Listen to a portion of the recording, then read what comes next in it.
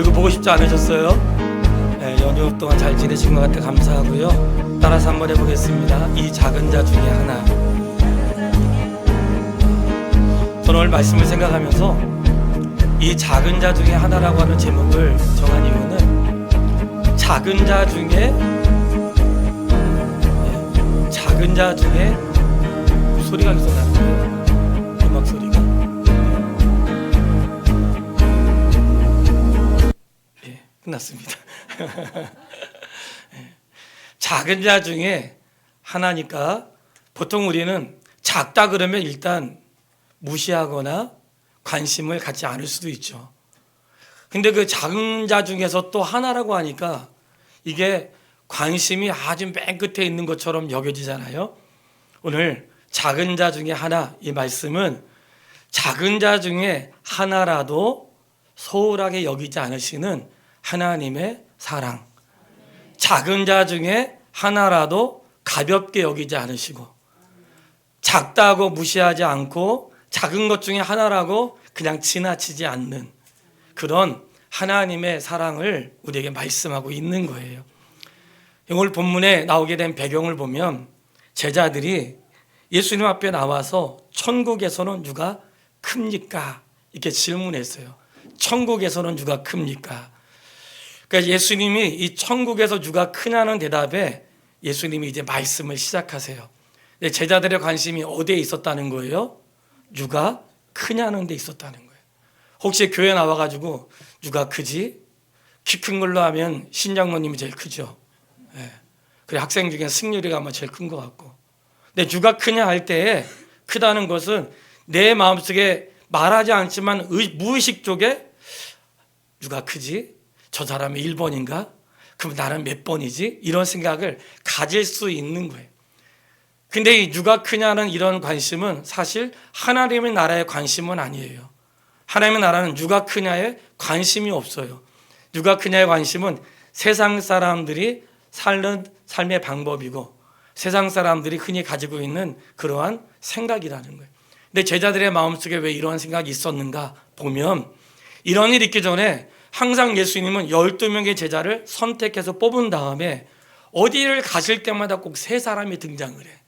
그 세 사람이 누구냐면 베드로와 야고보와 요한. 12명 가운데 세 사람이 꼭 같이 가요.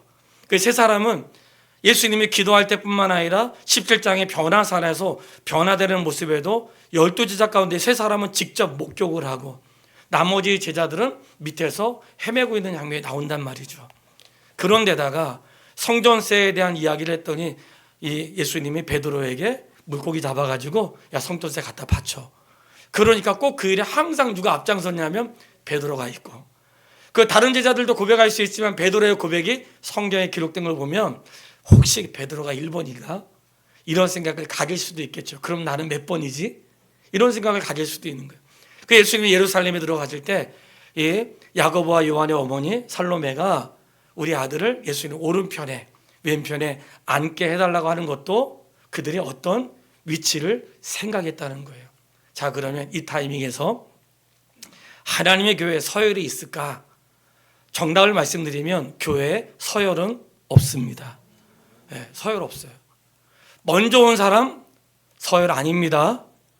내가 얘기할 때만 내가 이 교회 몇 년째 다니고 있는데 내가 초창기인데 그거 서열 아니에요.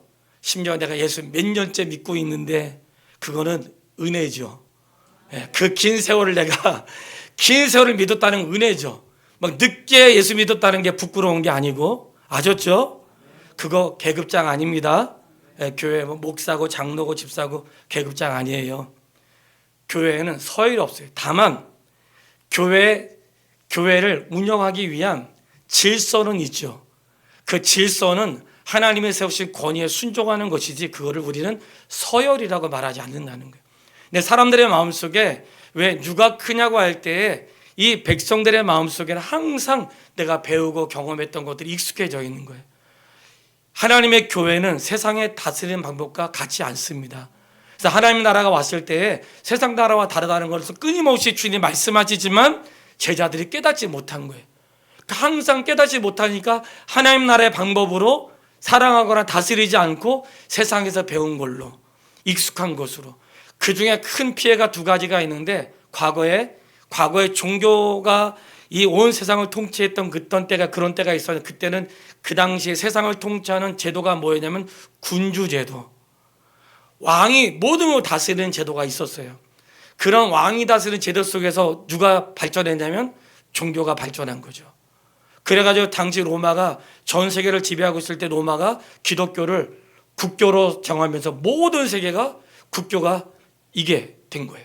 그러니까 로마가 전 세계를 지도할 때 전 세계를 다스리고 있는 로마가 기독교를 국교로 인정하면서 기독교의 수장이 왕 위에 서는 아주 신기한 일이 생기게 된 거예요. 그래가지고 그때부터 이 교회 안에 어떤 일이 생겼는가, 교회 안에 신분이 나누는 지도가 생긴 거예요. 교황, 주교, 이런 일들이 그 안에 생겨난 거예요. 왜 생겼는가? 이 사회가 가지고 있는 신분 제도가 교회 안에 들어온 거예요. 그런 폐단 때문에 어떤 일들이 있었는가? 권력을 남용한 거죠.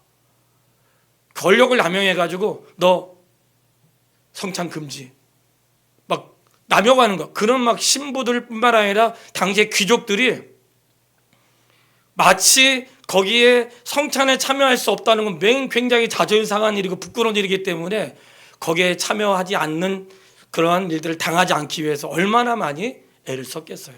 그런 권력 남용이 있었어요. 그 다음에 또 하나 우리가 잘 실수하는 게 뭐냐? 민주주의. 민주주의 뭐예요? 다수결에 의해서. 이게 엄청나게 교회를 혼란스럽게. 물론 때로는 필요합니다. 근데 교회는 여러분 다수결의 원리가 아니고 진리의 원리로 해야 되는 것이에요. 근데 이 진리의 원리를 해야 되는데 사람이 사는 데는 온전하지 않기 때문에 때로는 다수결의 원리를 따라간단 말이죠. 이 다수결의 원리가 하나님의 교회를 때로는 부패하게 하고 때로는 병들게 한다는 것을 기억하면서 바라는 것은 이러한 피해를 막기 위해서 어떻게 해야 되는가? 우리가 진실하게 서야 되죠. 이 말씀을 드린 이유는 제자들 마음 가운데 누가 크냐고 하는 생각 자체가 하나님 나라의 생각이 아니라는 거예요. 그런데 그들이 그렇게 생각했던 것은 세상 원리에 그런 마음들을 생각했다는 거죠. 자, 그래서 누가 크냐고 할 때에 주님이 말씀을 하세요. 2절 말씀 같이 읽겠습니다. 예수님께서 한 어린아이를 불러 그들 가운데 세우시고 이르시되 진실로 너희에게 이르노니 너희가 돌이켜 어린아이들과 같이 되지 아니하면 결단코 천국에 들어가지 못하리라. 그 다음 그러므로 누구든지 이 어린아이와 같이 자기를 낮추는 사람이 천국에서 아멘. 자, 먼저 누가 크냐를 말하기 전에 천국에 들어갈 수 있는 조건을 먼저 말하세요. 예수님, 천국에서는 누가 크나요? 천국에서 누가 크냐보다도 누가 천국에 들어갈 수 있느냐를 먼저 알아야 되잖아요. 자, 천국에 들어갈 수 있는 자격 조건이 있는데 너희가 돌이켜 어린아이들과 같이 되지 아니하면 결단코 천국에 들어가지 못하리라. 도대체 이게 무슨 말일까요? 어린아이들과 되지 않으면. 저는 아이를 되게 좋아하거든요. 근데 혹시 성도님들이 목사님 애들 별로 안 좋아하나 막 안 안고 있는 것 같고, 그게 아니에요. 제가 몇 번 실패한 적이 있어. 이 실패는 뭐 애들 안 하는데 애들 갑자기 막 뺨을 때리는 거야. 갑자기 막 머리카락 잡아당기고 막 안경만 뺏고. 근데 이게 혼자 있을 때 이제 성도랑 있는데 막 갑자기 머리카락 잡아당기고 막 이런 일이 너무 자연스럽게 생기다 보니까 멀리 해야 되겠구나 깨닫기 전까지는 그런 일들이 있었단 말이에요. 싫어서가 아니고 난처한 상황을 만나지 않기 위해. 그런데 이 어린아이와 같다는 것을 그러면 동아와 동조와 같으라는가 시와 같으라는가 그런 뜻이 아니에요. 여기서 어린아이 같이 되지 않으면 천국에 들어갈 수 없다는 말씀은 어린아이는 부모의 도움이 없이는 살 수가 없어요. 부모가 젖을 먹이고 부모가 그 아이의 뒤치다꺼리를 해주지 않으면 살 수가 없어. 어린아이와 같지 않다는 말씀은 하나님의 도우심이 없으면 살 수 없는 사람. 할렐루야.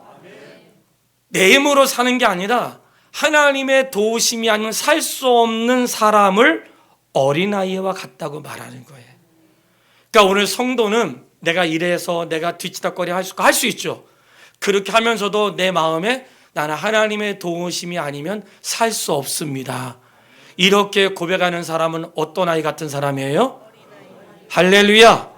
바로 그 사람이 천국에 들어갈 수 있다는 거예요. 그러니까 천국에 누가 들어가는가?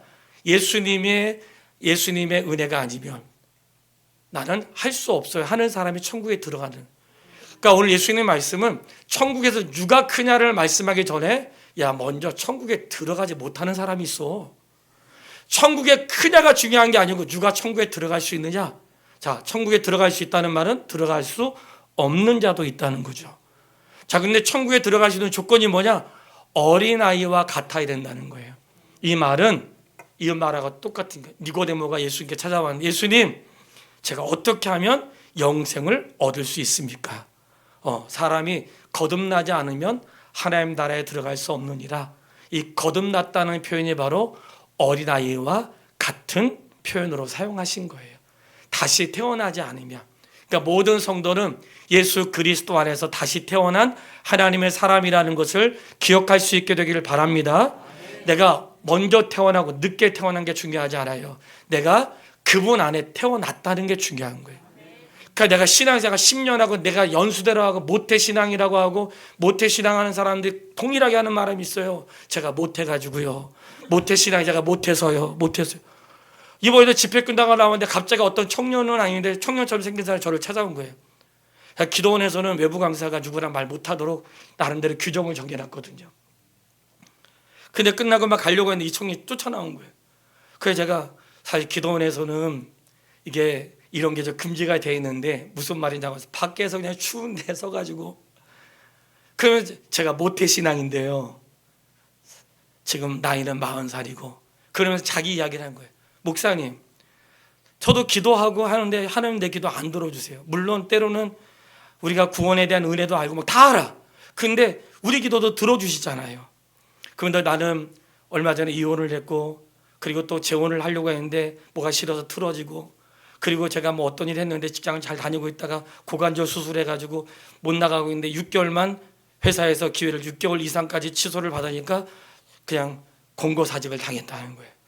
그러면 지금 여기저기 넣는데 되지도 않고 그러면서 이렇게 방황한 세월을 보내고 있다 기도원에 왔는데 나한테 진짜 궁금해서 물어본다는. 목사님, 제가 어떻게 해야 되겠습니까? 하나님 기도해 주시면 들어주는 거 맞냐고. 야, 대답 잘해야 되겠더라고요. 이게 대답 잘못했다가는 한 사람 생이 망치겠더라고.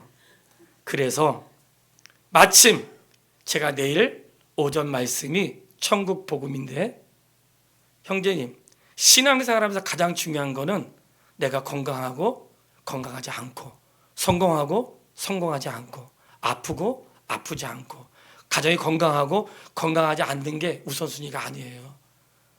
신앙생활에 가장 중요한 것은 내가 하나님의 자녀가 되었는가, 내가 천국 백성이 되었는가, 이게 중요하지. 천국 백성이 됐으면 좀 아프면 어때? 물론 안 아프면 더 좋죠. 안 아프면 더 좋죠. 근데 아플 수도 있잖아요. 천국 백성인데 성공하면 좋은데 성공 안 할 수도 있잖아요. 중요한 거는 성공했냐 하지 않았냐, 건강했냐 건강하지 않느냐, 내가 뭐 투자했는데 잘 됐냐 잘 되지 않느냐, 그거는 죄송하지만 그거는 주님의 관심사가 아니에요. 제가 좋은 말로 다시 말씀드리지만 그거는 주님의 관심사가 아니라고. 주님의 관심사는 그가 살고 있는 삶의 자리에서 자기의 믿음의 형편을 따라 어떻게 그리스도를 위해 사는가, 그게 주님의 관심이지. 주님은 내가 부자가 되고 가난한 자가 되고 뭐 건강한 사람 되고 아픈 사람, 이게 주님의 첫 번째 관심사가 아닌 거예요. 왜 그러겠어요? 건강해가지고 주님 잘 되게 해서 막 너무 잘 되니까 주일 안 나와. 야, 진짜 치사해. 막 너무 잘 돼가지고 바빠서 주일 안 나와. 그럼 뭐라고 기도해야 되는지, 다시 안 되게 해달라고 해야 되는 건지, 이게. 그러니까 주님의 관심은 거기에. 막 건강하게 해서, 건강하니까 자꾸 딴 데만 가. 너무 건강해가지고 막.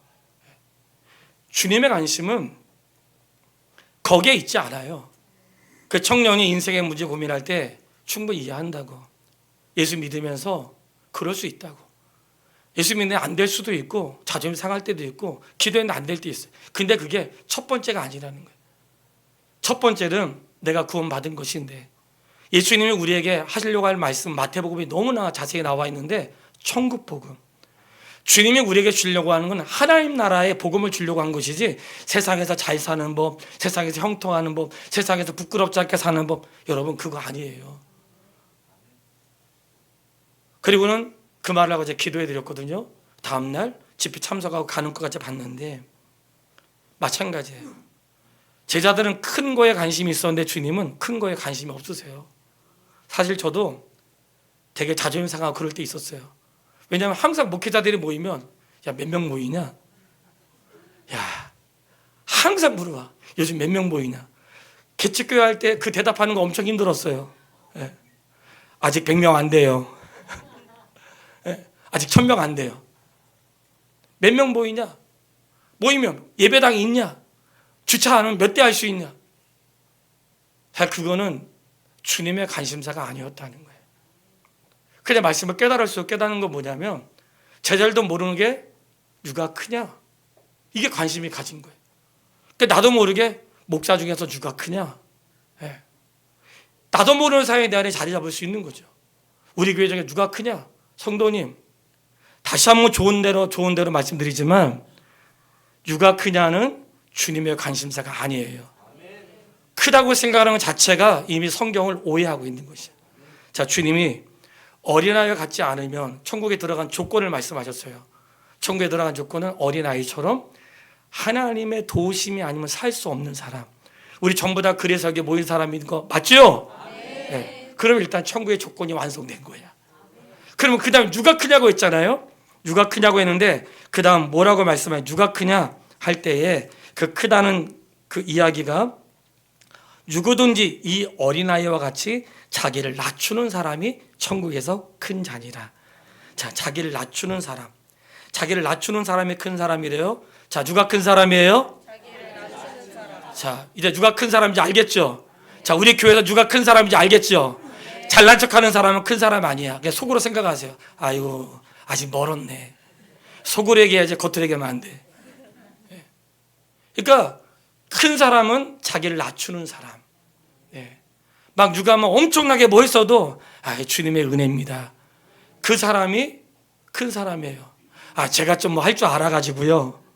제가 이게 큰 사람 아니에요. 우리는 작년까지만 해도 제가 성경을 낭독했던 것이 있었는데 시편 131편 1절로 3절에 여호와여 내 마음이 교만하지 아니하고 내 눈이 오만하지 아니하오며 내가 큰 일과 감당하지 못할 놀라운 일을 하려고 힘쓰지 아니하나이다.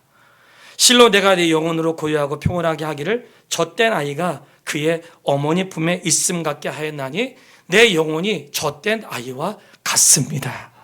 내 영혼이 누구와 같아요? 젖된 아이. 그게 바로 주님이 원하시는 모습이라는 거예요. 물론 상상이 안 가죠. 이렇게 크신 분들이 젖된 아이와 같다는 게 상상이 안 되죠. 그런 마음으로, 그런 마음으로 섬기는 것이 주님이 우리에게 원하시는 거라는 거예요. 그러니까 제자들은 누가 크냐고 말씀할 때 주님은 누가 크냐를 말하지 않고 누가 천국에 들어갈 수 있는지를 먼저 말씀하세요. 어린아이 같다는 것은 이 시대에 사는 아이들이 아니라 어떤 거요? 어린아이처럼 부모의 도움이 없이는 살 수 없는 사람. 그러니까 자기 힘으로 사는 게 아니니까 겸손할 수밖에 없겠죠. 안양 강화갈매산 기도원은 임용수 목사님이 담임 목사로 있는데 원로 목사님이신 이제 아버님에게 이제 물려준 거죠. 근데 안양갈매산 기도원 임재재 목사님 아들이신데 아들이 둘이 있어요. 큰 아들은 목회를 물려주고 둘째 아들은 기도원을 물려주었는데 그 아들은 얼굴에 구김살이 없어. 그냥 뭐 얘기하면 저는 항상 아버지가 후원해 주셔가지고요. 뭐 얘기하면 항상 저는 아버지가 도와줘가지고요. 항상 아버지가 도와줘가지고 제가 공부할 수 있도록 아버지가 도와줘가지고요. 얼굴에 구김살이 없어요. 그래서 항상 뭐라고 하냐면 아버지가 도와줘가지고요. 우리도 그런 아버지 있으면 참 좋겠어요. 그렇죠? 근데 없잖아. 근데 하나님이 나의 아버지라고 생각할 때 우리 믿잖아요. 그러니까 천국의 조건을 말할 때 누가 크냐를 말하지 않고 주님은 누가 들어갈 수 있냐를 말하면서 어린아이라고 하는 것은 자기 힘으로 할 수 없는 사람. 그러니까 신앙생활을 어떻게 하는 거냐? 내 힘으로 하는 게 아니에요. 그래서 교회를 하다가 짜증내면 돼요, 안 돼요? 짜증내는 사람 누구 힘으로 한 거야? 알면서 왜 그랬을까? 예? 교회라 짜증내는 사람은 왜 짜증내요? 내 힘으로 하고 있기 때문에 그래. 그럼 짜증나는 거예요. 하다가 막 안 돼, 막 성질내. 누구 막 시키고 안 와.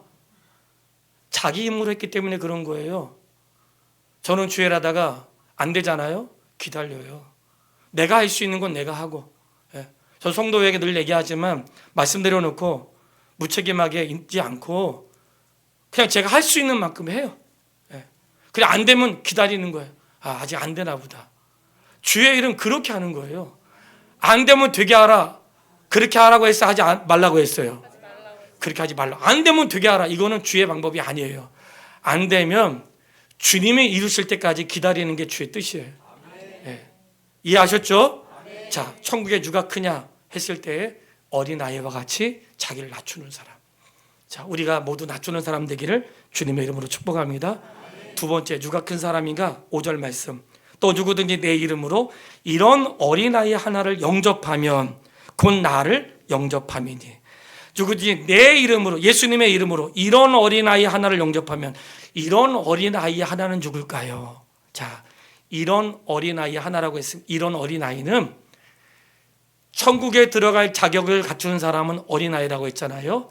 이런 어린아이라고 하는 것은 예수님을 주로 영접한 믿음의 사람을 말하는 거예요. 예수님을 영접한 사람, 이런 어린아이. 그러니까 구원받은 사람은 어린아이와 같아야 되는데, 이런 어린아이와 같은 한 사람을 예수님의 이름으로 영접하는 것이 곧 누굴 영접하는 거예요?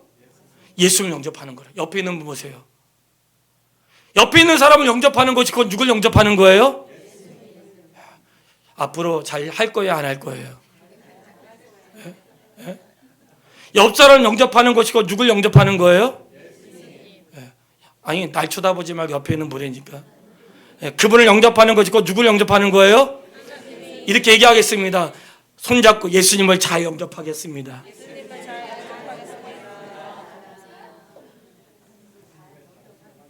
누구 영접하는 거예요? 우리 민경숙 집사님 영접하는 거 누구 영접하는 거야? 좋은 말로 할 때 잘 알아들으세요. 예수님 영접하는 거예요. 구원받은 사람을 영접하는 것은 예수님 영접하는 거예요. 그 사람한테 함부로 대하는 건 예수님한테 함부로 대하는 거예요.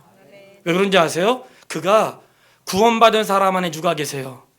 주님이 계시고, 그가 구원받기 전일지라도 하나님의 형상대로 지음받은 사람이잖아요.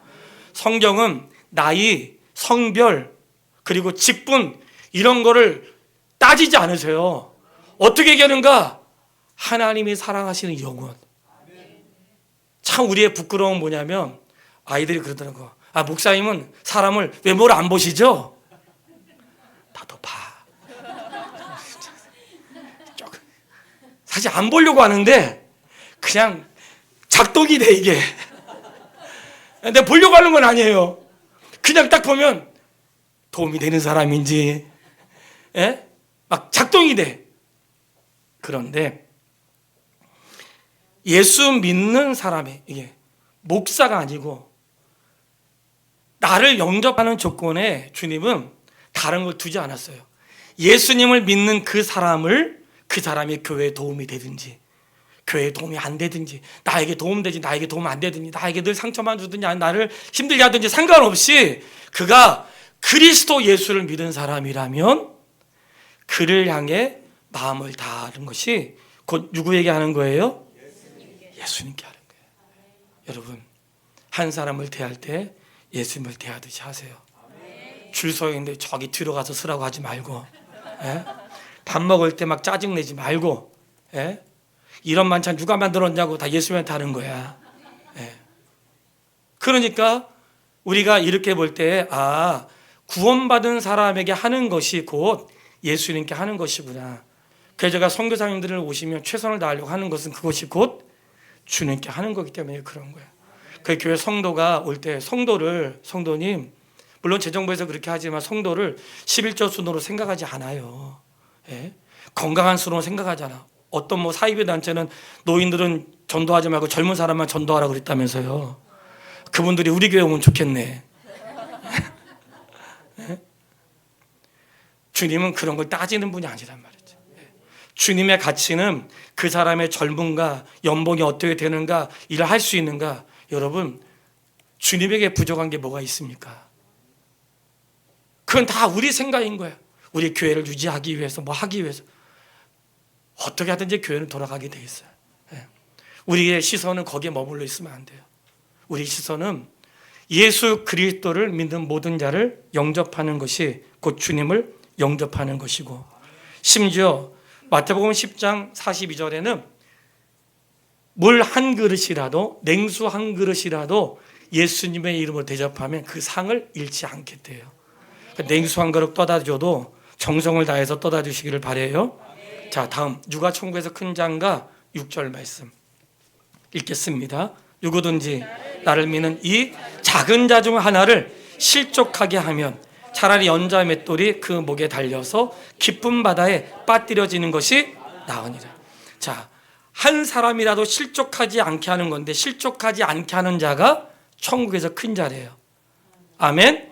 자, 근데 실족하지 않게 하는데 나를 믿는 이 작은 자 중 하나, 나를 믿는 이 작은 자 중에 하나, 장로님을 실족하게 하는 게 아니고 교회에 오는지 안 나오는지, 언제 왔다 갔는지 모르는 그 사람, 예?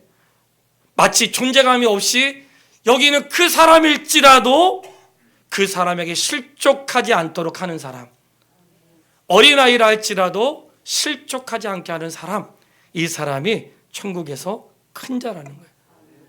근데 실족한다는 것은 넘어졌다는 말인데, 자기 죄 때문에 넘어질 수도 있고 누구 때문에 넘어질 수도 있죠. 8절로 9절에 보면 만일 내 손이나 내 발이 너를 범죄하게 하거든 어떻게 해요? 찍어내버리라. 장애인이나 다리 저는 자를 영생에 들어가는 것이 두 손과 두 발을 가 영원한 불에 던져지는 것보다 나으니라. 만일 내 눈이 너를 범죄하게 하거든 빼어내버리라. 한 눈으로 영생에 들어가는 것이 두 눈을 가지고 지옥불에 던져지는 것보다. 저희를 보세요. 만약에 우리가 찍었다면 우리 전부 다 정상적으로 있지 않겠죠?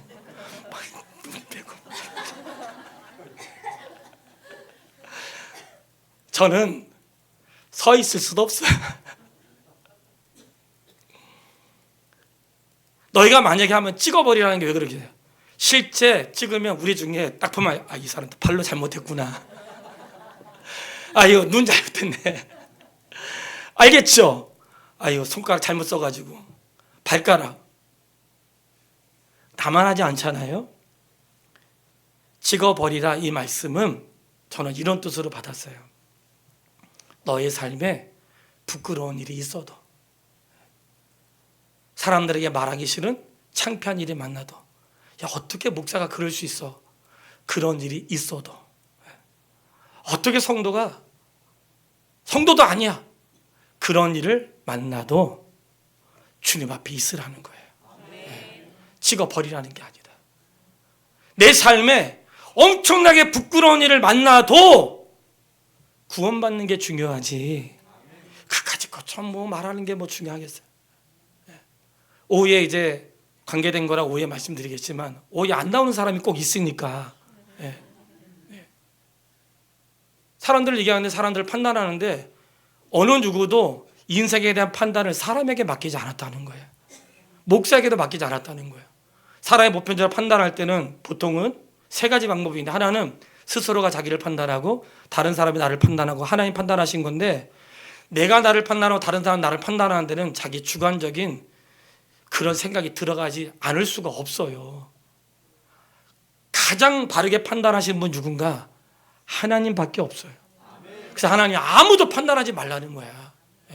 저는 이 말씀을 찍어버리라, 이 말씀을 어떻게 생각했냐면, 준호야 너 부끄러운 거 있지? 부끄러움 가지고 교회에 나와. 창피하지? 창피 당해. 주님 떠나지 말고. 사람들한테 부끄러운데, 부끄러우면 어때? 그냥 주님 앞에 나와. 저는 이 말씀을 그렇게 받은 거예요.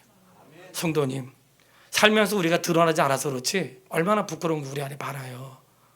그런 게 주님 앞에 아무렇죠. 혼인잔치집 비유를 이제 생각에 최근에 성경을 통해 읽었는데, 혼인잔치를 딱 열어놓고 사람들을 초대했잖아요. 초대한 사람 안 온 거야. 그러니까 너 나가서 아무나 데려오래. 그 아무나 데려오는데, 그 아무나 데려왔는데 누가 왔냐면 악한 자나 선한 자나 다 데려오라는 거예요. 누가 왔어요? 악한 자나 선한 자나.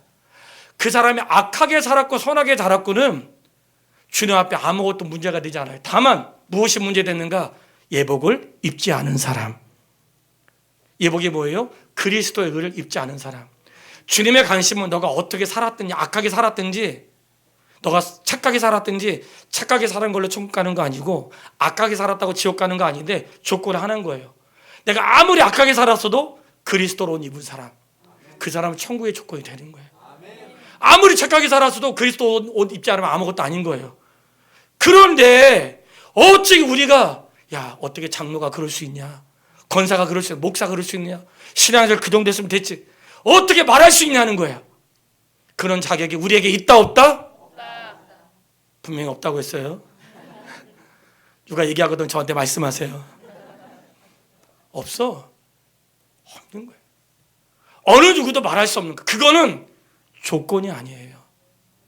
그러나 무엇이 조건인가? 실족하지 않도록 하는 자가 큰 자라는 거예요. 왜냐하면 하나님은 실족하는 것을 원하지 않으시기 때문에.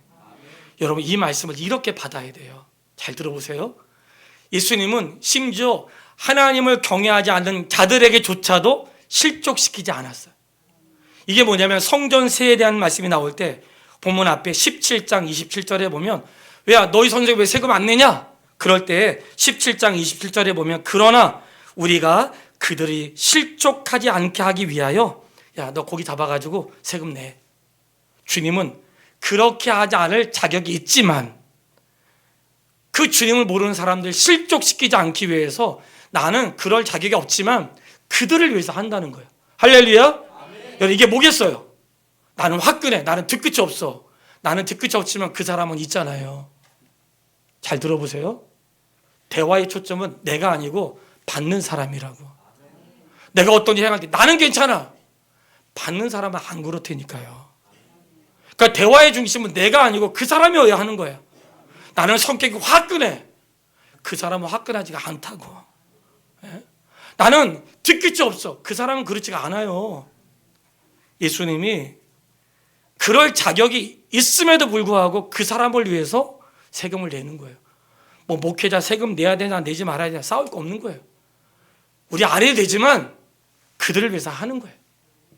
그게 뭐 싸울 만한 문제예요? 그 지옥 갈 만한 문제도 아닌데 그냥 하면 되지. 많이 벌면 많이 하면 되고, 세금 안 내도 되는 게 법으로 되어 있지만 굳이 원한다면 한다는 거예요. 그거 그까짓 건 문제가 아닌 거예요. 그런 걸 싸울 문제가 아니라는 거예요. 그러면서 사도 바울은 뭐라고 했는지 볼게요. 고린도전서 8장 13절 말씀. 고린도전서 8장 13절에는 제사에 대한 문제가 나오거든요.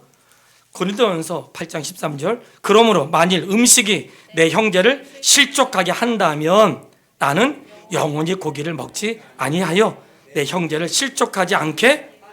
아멘. 여러분, 이게 이런 거예요. 제사 음식 먹어도 배탈 나지 않고요, 지옥 가지 않아요. 먹어도 괜찮아. 모든 음식을 하나님께 주신 거니까. 그런데 혹시 목사님이 제사 음식을 먹어?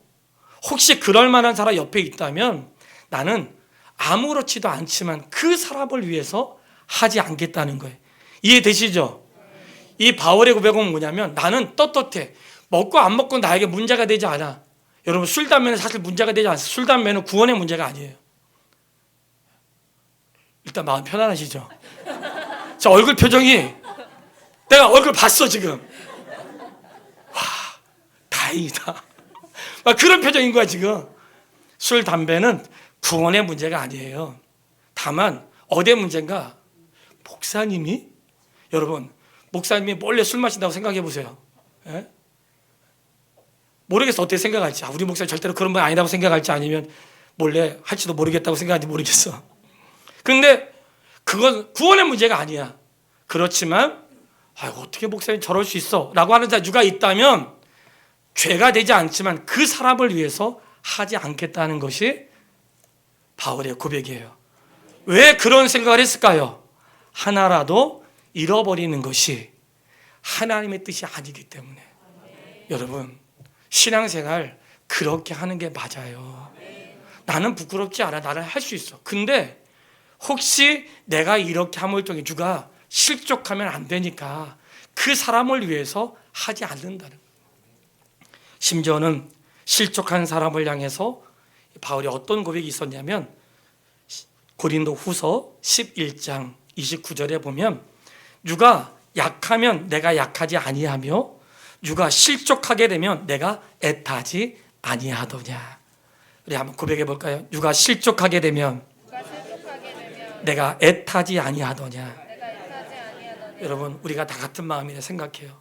막 자녀가 실족하면 애타잖아요. 내 힘으로는 할 수 없는데 막 애타. 성도 중에 누가 실족하면 말하지 못해도 애타. 애타요. 바울에게도 그런 마음이 있었다는 거예요. 하나라도 잃어버리지 않기 위해서. 그런데 시편 121편 3절에 보면 여호와께서 너를 실족하지 아니하게 하시며, 할렐루야. 하나님은 우리를 실족하게 하지 않으세요. 그런데 여기서 실족하지 않도록 하기 위해서 애썼던 바울이나 하나님은 나는 어느 누구도 실족시키지 않는다는 거예요. 이 말씀을 보면 누가 큰 잔가 본문으로 돌아와서 18장 10절 삼가 이 작은 자 중에 하나도 없인 여기지 말라. 너희에게 말하노니 그들의 천사들이 하늘에서 하늘에 계신 내 아버지 얼굴을 항상 배옵느니라. 이 작은 자 중에 하나도 없인 여기지 않는 사람, 그 사람이 천국에서 큰 자인데 하나님은 한 사람이라도 잃는 것을 원하지 않으신대요. 자, 이제 저를 보세요. 이제 설교에 반밖에 하지 않았어요. 그렇지만 난 여기서 마칠 거야. 다음은 뒤로 하고. 바라는 것은 이렇게 하나님의 관심은 누가 크냐에 있지 않고 지극히 작은 자라도 하나님의 관심은 거기에 미친다는 거예요. 우리는 큰 사람, 도움되는 사람, 사랑할 만한 사람, 나하고 함께 할 수 있는 사람, 없는 사람 구별할 수 있지만 하나님에게는 그런 사람이 없다는 거예요. 이 말은 교회는 사람을 구별하면 안 된다는 거예요. 교회에 도움되든지 도움 안 되든지 각자의 믿음의 형편에 따라하는 거지 왜 이래라 저래라 할 수 없다는 거예요. 다만 하나님이 무엇을 기뻐하시는가? 이렇게 어린아이와 같이 구원받은 사람을 하나님께서 기뻐하시고 이 구원받은 이 사람, 어린아이처럼 평생 주를 위해 살면서 어린아이로 사는 믿음의 사람들을 한 명이라도 잃어버리지 않으려고 애쓰는 사람이 큰 사람이고 그 사람을 영접하는 사람이 큰 사람이고 그 사람을 귀하게 여기는 사람이 큰 사람이라는 거예요. 하나님은 하나님께만 잘하라고 말씀하지 않으세요. 하나님을 사랑하는 것처럼 내 이웃을 그렇게 사랑하라고 하세요. 하나님의 교회에서 누가 큰 사람인가? 하나님께 잘하는 사람? 그건 당연한 거죠. 성도에게 업신 여기지 않고 그를 귀하게 여기고 그의 손을 잡고 그를 잃어버리지 않게 애쓰는 사람, 이 사람이 천국에서 큰 사람이고 하나님이 기뻐하신 자라는 것을 기억할 수 있게 되기를 바랍니다. 그와 더불어서 하나님은 우리를 얼마나 사랑하시는지 이 지극히 작은 자 중에 작은 자 한 사람을 바라보는 시선은 누굴까요? 나를 향하신 하나님의 시선이라는 거예요. 그렇게 한 명이라도 잃어버리지 않으려고 하는 마음으로 누구를 보시는 거예요? 나를 보시는 거예요. 어린아이와 같이 영접한 사람 나를 보시는 거예요. 그 나를 영접한 사람은 주님이 기뻐하신다는 거예요. 목사기 때문이 아니라 나를 영접한 사람은 주님을 영접하는 그를 기뻐하시고 성도 한 사람을 영접하는 것을 주님이 기뻐하시고 그를 잃어버리지 않으려고 애쓰는 사람을 기뻐하시고 그 주 안에 있는 자를 존중히 여긴 자를 기뻐하신다. 하나님의 관심은 지극히 작은 자 중에서도 한 사람이라도 없인 여기지 않는 게 하나님의 시선이라면 오늘 우리를 그렇게 사랑하시는 거예요. 그런 마음으로 나를 사랑하시고 그런 시선으로 나를 보시면서 우리에게 어떻게 하시는가, 우리가 그렇게 살기를 원하시는 거예요. 여러분, 죄 지은 사람은 어떻게 할까요? 성경에서 죄 지은 사람은 한 사람만 가서 권면하고, 그래도 말을 듣지 않으면 두세 사람이 가서 권면하고, 그 다음 말을 듣지 않으면 교회에다 말하라고 했어요. 그래도 듣지 않으면 이방인처럼 여기라고 했거든요. 잘 들어보세요. 제가 여기까지는 해야 될 것 같아. 한 사람만 가서 말하라는 것은 죄는 하나님으로부터 멀어지게 하고, 죄는 교회를 혼란스럽게 하니까 죄를 지었다는 걸 알았을 때 가서 권면하라는 거예요. 권면한다는 뜻은 어둠에서 밝은 곳으로 데려나오라는 거예요. 그가 어둠에 있어서 지금 알지 못하는데 어둠에서 밝은 곳으로 데려나면 알 거 아니에요. 어떻게 해요? 한 사람하고만. 성도가 혹시 잘못하면 소문내면 안 돼요. 죄송합니다. 여러분, 그동안 죄 짓고 산 거예요. 내가 성도의 잘못을 누구에게 말했잖아요. 죄 짓고 산 거예요. 우리가 다 그렇게 살았던 거야. 내가 정말 해결될 문제가 있다면 다른 사람한테 말하면 안 돼요. 해결하고 싶은 사람한테 말해야 돼. 내가 그동안 그렇게 하지 않아도 우리 전부 다 죄진 거예요. 그 사람에게만 말을 해야 돼. 근데 정말 중요한 문제인데 해결하지 않아. 그러면 이 사실을 알고 있는 두세 사람이 같이 가서 말하라는 거예요. 그래도 말을 듣지 않으면 교회에 말하라는 거예요. 이 말씀은 잘못한 것을 지적하기 위한 거 아니라 잘못한 것 때문에 주님을 떠난 일이 없도록 하기 위해서. 이해되셨죠? 그의 잘못을 들춰내기 위한 게 아니라 그가 잘못한 것 때문에 교회 떠날까 봐. 그래서 권징이라고 하는 것은 그가 교회를 떠날까 봐 무서운 게 아니라 계속해서 죄를 지으면 하나님으로부터 멀어지게 되니까 더 이상 죄를 짓지 않도록 하기 위한 방법으로 권징을 하는 거예요. 그런데 그럼에도 불구하고 안 되면 이방인처럼 여기라, 이 말은 모른 척하라는 뜻이 아니라 그렇게 해서라도 그들에게 두려움을 줘서 내가 교회는 떠나면 안 되지, 그런 마음을 갖게 하고자 하는 마음이지 그를 잘라버린다는 뜻이 아니에요. 권징이라고 하는 것은 그가 죄 때문에 교회를 떠난 일이 생기지 않도록 하기 위해 권면하는 것, 어떻게 하든지 그리스도 안에 있기를 원하는 것, 이것이 바로 주님의 마음이에요. 결론 함께 읽겠습니다. 에스겔서 33장 11절 우리 읽고 마치겠습니다. 에스겔서 33장 11절 말씀 같이 읽도록 하겠습니다. 너는 그들에게 말하라. 주 여호와의 말씀이니라. 나의 삶을 두고 맹세하노니 나는 악인이 죽는 것을 기뻐하지 아니하고 악인이 그 길에서 돌이켜 떠나 사는 것을 기뻐하노라. 이스라엘 족속아, 돌이키고 돌이키라. 너희 악한 길에서 떠나라. 어찌 죽고자 하느냐 하셨다 하라. 아멘. 주님의 마음을 아셨죠? 지극히 작은 자를 향하는 것이 곧 나를 향한 마음이고, 우리가 그런 마음으로 구원받은 성도를 귀하게 여길 수 있게 되기를 주님의 이름으로 축복합니다. 아버지 하나님, 고맙습니다. 말씀을 깨닫고 나니 그동안 저희가 참 많은 죄를 지었습니다. 모르고 지었던 죄들 용서해 주시고, 성도를, 구원받은 성도를 귀하게 여기지 못했던 것, 그를 영접하지 못했던 것, 그를 실족하게 했던 것 용서해 주십시오. 하나님, 저희가 다시 한번 돌아보면서 지극히 작은 자 하나에게 하는 것이 예수님에게 하는 것임을 깨닫게 해주셔서 감사합니다. 주님을 대하듯이 성도를 대하고, 주님을 대하시듯이 종들을 대하고, 주님을 대하듯이 선교사님들을 대하고, 주님께 하듯 할 수 있도록 인도하여 주시옵소서. 하나라도 실족하는 것이 아버지의 뜻이 아니니 하나님, 우리가 답답하여 견딜 수 없는 마음으로 주께 기도하고, 하나님, 우리 모두가 성도를 귀하게 여기는 하나님 사람들이 하나님의 사람이 되기를 간절히 원합니다. 사랑합니다. 예수님의 이름으로 기도했습니다. 아멘.